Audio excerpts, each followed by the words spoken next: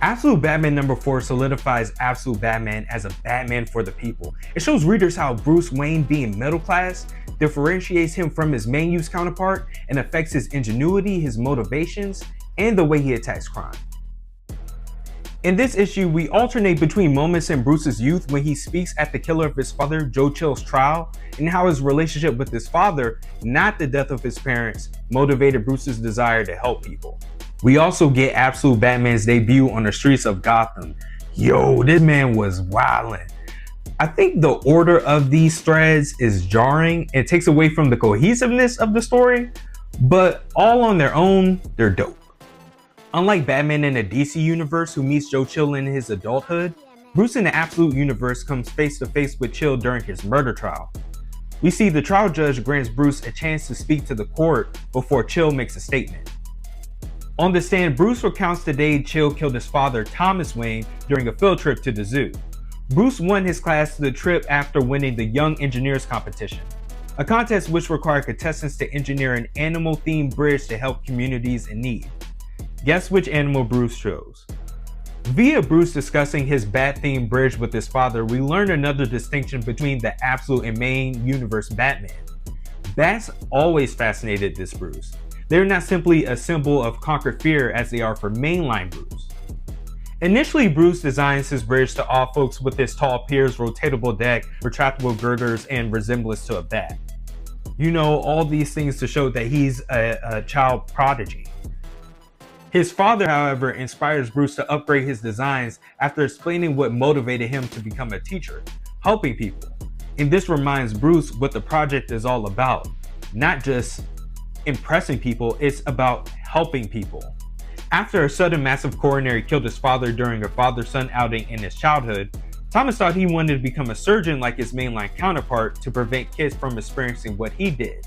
But later, after his wife Martha became pregnant with Bruce, he found becoming a teacher would be more beneficial to the youth. I like this tongue-in-cheek dialogue right here. Bruce then creates a way for his bridge to become mobile and fly like a, guess what, bat. This way, authorities could transport it to different communities and areas in crisis.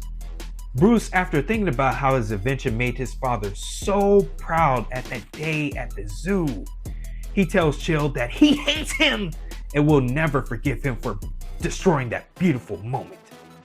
Now we're getting to the more interesting part of the book. We're transported to Bruce's beginning days as Batman. While stopping a gang called the 10 Thieves from extorting and murdering inhabitants of Crime Alley by throwing them off a building, we see how this Bruce's modest capital affects his gear and, more importantly, his methods.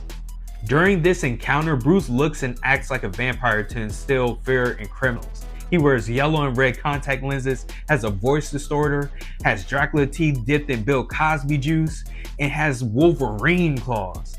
He has a much more haphazard approach to fighting too. We see him slash one gangster and point that tool at another one. Relax is not his, but still. After this incident, Bruce determines his getup is a gimmick, and constantly fighting low-level criminals like his main universe counterpart will never help him stop crime. He rationalizes that his goal requires ending the corruption of Gotham's elite, wealthy gangsters, business owners, and politicians colluding to smuggle guns and drugs into the city. He also decides to re-engineer his Batman costume and travel around the country, not the world like a rich Bruce Wayne would do, to gain more perspective about the people he's protecting and fighting. In his campaign against Gotham's elite, we see Bruce use an RC loaded with extendable poles or something to stop semi-trucks hauling the Maroni and Falcone's guns into the city. Snyder has to mention his RC was under $1,000 to remind us that this Bruce has a budget. After that, we see that this Batman is down for eating the rich when he's on top of a rooftop spying on people at the annual Dance for a Better Gotham, a fundraiser full of the rich and powerful people hurting the city. He placed store-bought GSM ears below the golden tiles of the venue's floor to listen in on conversations, and a thermocol to melt the party attendant's shoes. But then he was caught by the GCPD, so he had to escape. This page is fucking dope, ain't it? The issue hangs on a cliffhanger where Bruce visits Joe Chill in jail per his request. Yo, I can't wait to see how that turns out. Writer Scott Snyder and series artist Nick Dragotta plotted the issue while we had guest artist Gabriel Hernandez Walta on art.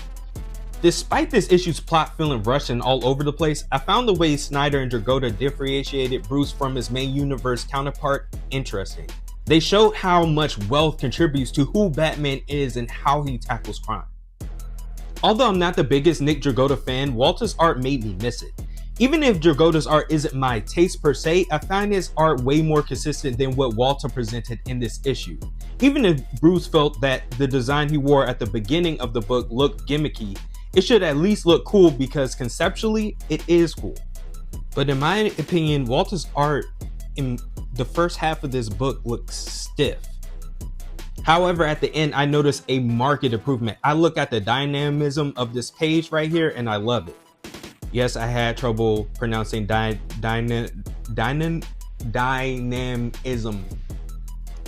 Anyway, I give this book a 7.5 out of 10.